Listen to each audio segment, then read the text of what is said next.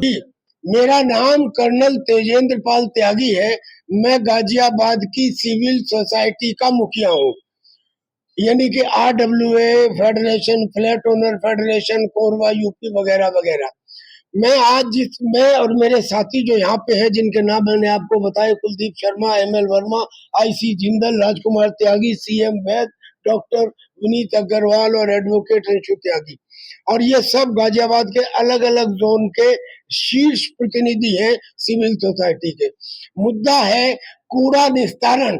अगर मेरा कोई मीडिया का प्रतिनिधि कूड़ा सड़क के ऊपर फेंके तो कहेंगे ये गलत है, ये अपराध है, ये नहीं होना चाहिए। और नगर निगम डंपिंग ग्राउंड बना रहा है, कूड़े को ओपन में फेंक रहा है। वो कूड़े का जो डंपिंग ग्राउंड है वो कुछ समय में एक डंपिंग हिल बन जाता है, और उसमें चूंकि गीला कूड़ा भी होता है इसलिए मीथेन गैस बनती है। वो मीथेन गैस जब बाहर निकलती है तो ऑक्सीजन के कांटेक्ट में आके जलने लगती है। एक जगह बुझाओ तो दूसरी जगह बुझाओ तो तीसरी जगह। ये अपराध नगर निगम जाने कब से करता आ रहा है। एक लंबे समय से हम चिल्ला रहे हैं कि भाई इसकी जरूरत नहीं है। आपने गाजियाबाद को जगह जगह कूड़े को डंप करके एक वायु प्रदूषण से भरा हुआ शहर बना दिया। आप इसकी जगह सैनिटरी लैंडफिल बनाओ। सैनिटरी लैंडफिल को शॉर्ट में यूं समझिए कि लंबी लंबी ट्रेंचेस एक के बाद एक खोदी जाती है, उसमें कूड़ा डाला जाता है। दो काम रोज होते हैं, एक छोटे से 2 टन के रोलर से उसको दबा देना और फिर मट्टी या पॉलीथीन से ढक देना, यानी कि दबाना और ढकना। ये काम में आलस कर रहा है, तो नगर निगम की सुविधा के लिए, ये मेरी कैचिंग लाइन है, नगर निगम की सुविधा के लिए हम गाजियाबाद के हितों को तिलांजलि नहीं दे सकते। अब जब हमने ये बात नगर निगम से की तो अब आप सुनिए वो क्या कहते हैं। कहने लगे साहब जो लैंडफिल आप बनाएंगे उसमें लीचेट बनेगा।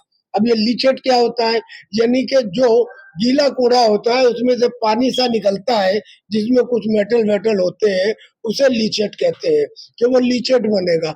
हमने उनसे कहा कि भाई साहब ये लीचेट जो सैनिटरी लैंडफिल में बनेगा ये तो डंपिंग ग्राउंड में भी बनेगा।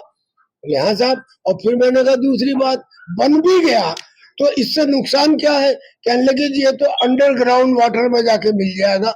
हमने कहा भाई साहब गाजियाबाद में जो अंडरग्राउंड वाटर लेवल है वो पहले ही 80 फीट के बजाय 300 फीट पे नीचे जा चुका है, तो लीचेट अगर थोड़ा बहुत बना भी तो उसका वहां जाने का सवाल नहीं उठता। अब वो निरुत्तर हो गए।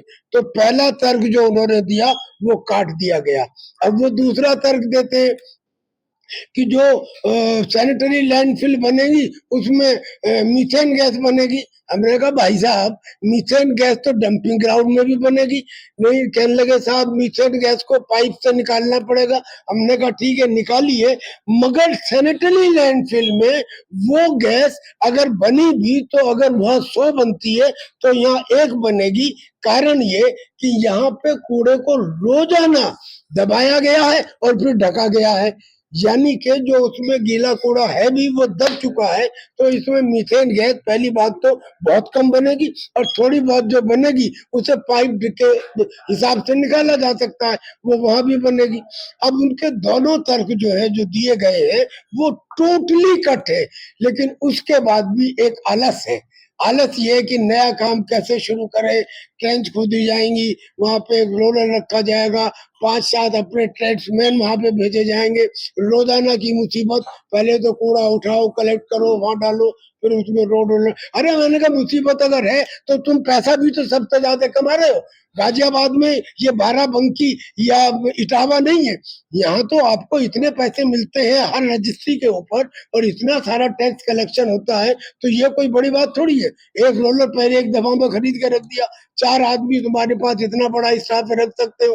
करने को तैयार नहीं। सर कुल मिला के बात यह है कि आपके हाथ में है, अब ये इशू को गाजियाबाद के हित में उठाया जाए, हमें अपने से कोई मतलब नहीं है, लेकिन नगर निगम को जिम्मेदार ठहराया जाए। और एक बात, एक लास्ट बात सुने भाई साहब, एक बात ऐसी है कि जो पैसे नगर निगम को मिलते हैं उसके दो हिस्से हैं, जिसमें 80% होता है मूल ग्रांट और 20% होता है परफॉर्मेंस ग्रांट।